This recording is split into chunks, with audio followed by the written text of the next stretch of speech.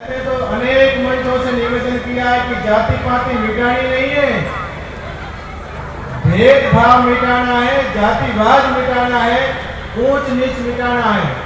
अगर हम जाति व्यवस्था खत्म कर देंगे तो ब्राह्मण में ब्रह्मत्व कहां से आएगा, क्षत्रिय में क्षत्रियत्व कहां से आएगा, वैश्य में वैश्यत्व कहां से आएगा और शूद्रों में सेवा के भाव कहां से आएंगे।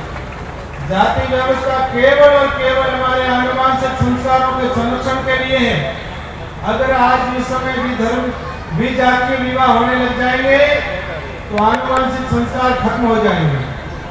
आप देखो, हजारों करोड़ों वर्षों पुरानी हमारी संस्कृति, उसके बाद में भी जो ब्राह्मण में ब्रह्मत्व होगा वो अन्य में नहीं मिलेगा, जो क्षत्रिय में छात्रत्व होगा वो अन्य में नहीं मिलेगा, जो वैश्य में व्यापार के गुण होंगे वो अन्य में नहीं मिलेंगे और जो शूद्र में सेवा के गुण होंगे वो अन्य में नहीं मिलेंगे। ये हमारे आनुवंशिक संस्कारों के लिए जातियों की सुंदर व्यवस्था है। ये कैसी व्यवस्था है? जैसे गुलदस्ता हो, उसमें रंग बिरंगे पुष्प हो, वो गुलदस्ता कितना सुंदर लगता है, और अगर एक ही तरह के पुष्प हो तो गुलदस्ता इतना सुंदर नहीं लगता। उसी प्रकार से हमारे अनेक जाति रूपी ये गुलदस्ता है और यही हमारी शोभा है। हम सभी लोग अपने अपने जाति का काम करें, पर कोई भी जाति अकेली उन्नति और उत्थान विकास नहीं कर सकती। हमको सब लोगों का सहयोग लेना पड़ता है।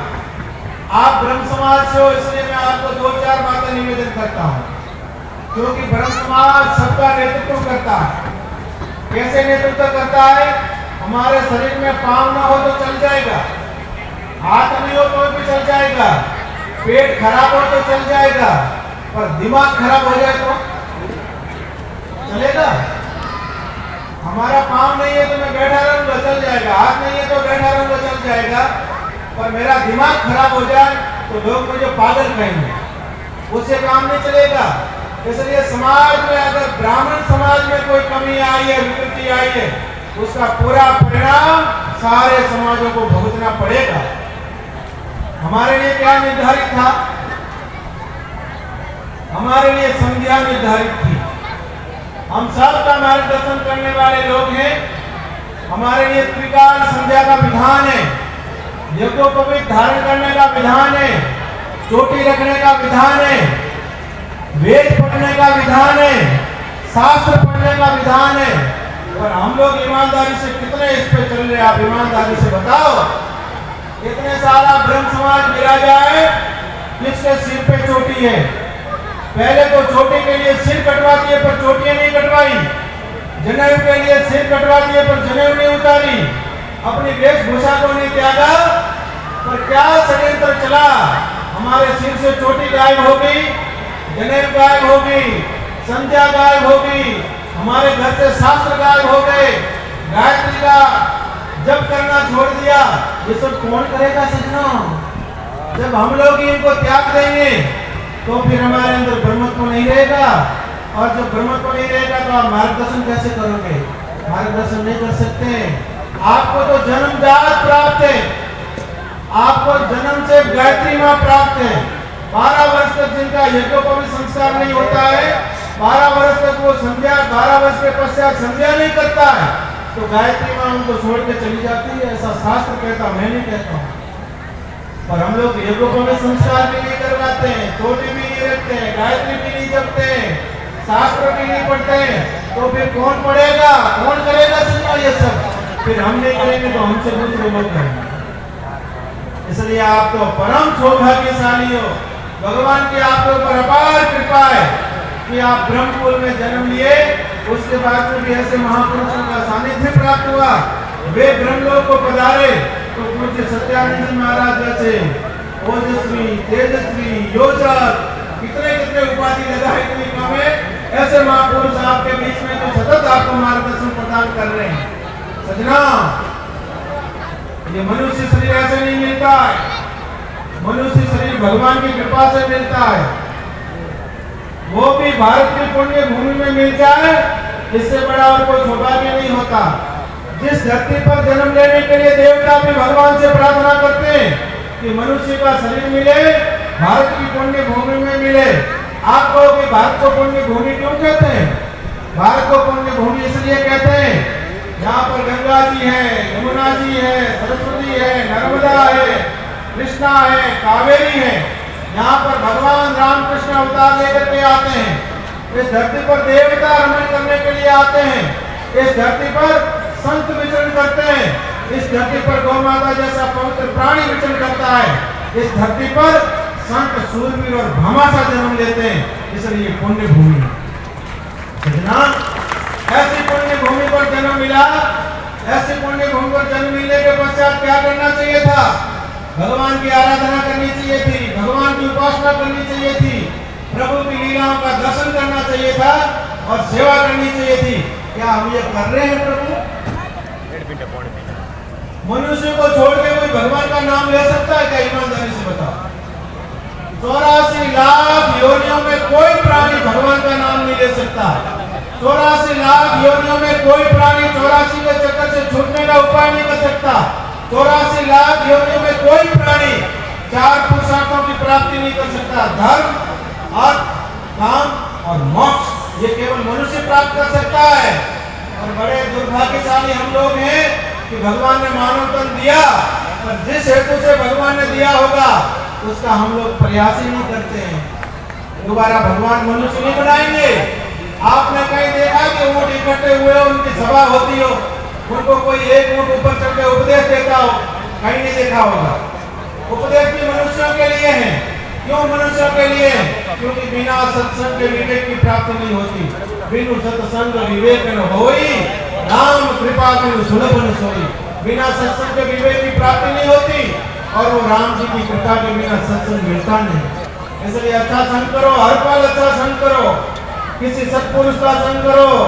घर में गीता जी रखो, घर में रामायण जी रखो, घर में भागवत जी रखो, नित्य उनका अध्ययन करो, नित्य सत्संग सुनो, नित्य घर में भगवान नाम संकीर्तन करो, घर में गौ माता रखो, नित्य संध्या करो, नित्य सूर्य भगवान को अर्घ्य दो, गीता जी का पाठ करो, रामायण जी का पाठ करो, हनुमान चालीसा का पाठ करो, आपका घर वैकुंठ बन जाएगा।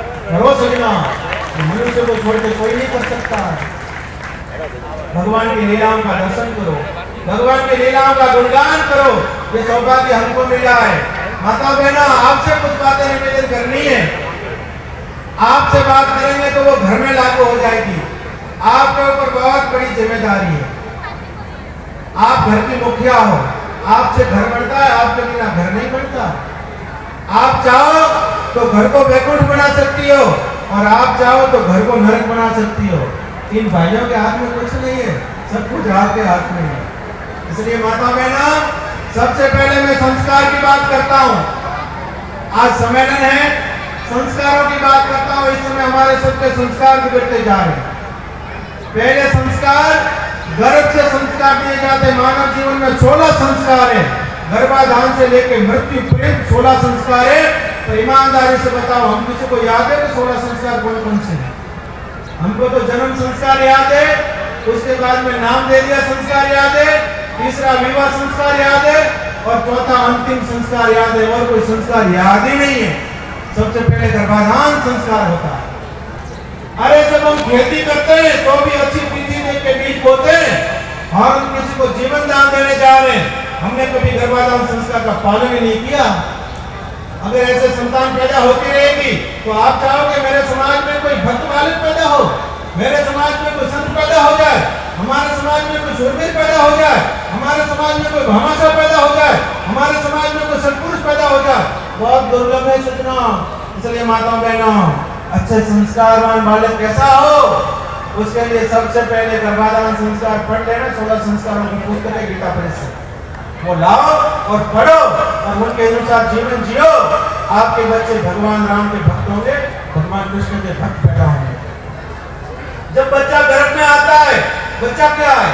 पिता का चरित्र और माँ का चिंतन।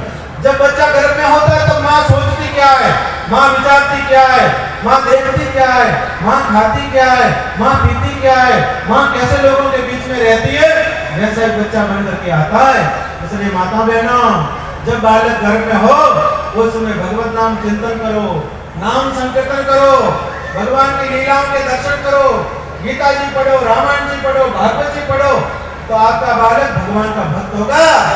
नहीं तो फिर ऐसे टूटे मुद्दे की तरह पैदा हो रहे हैं, बहुत सारी संख्या बढ़ रही है, फिर वो आशा नहीं की जा सकती भगवान के भक्त हो जाएंगे।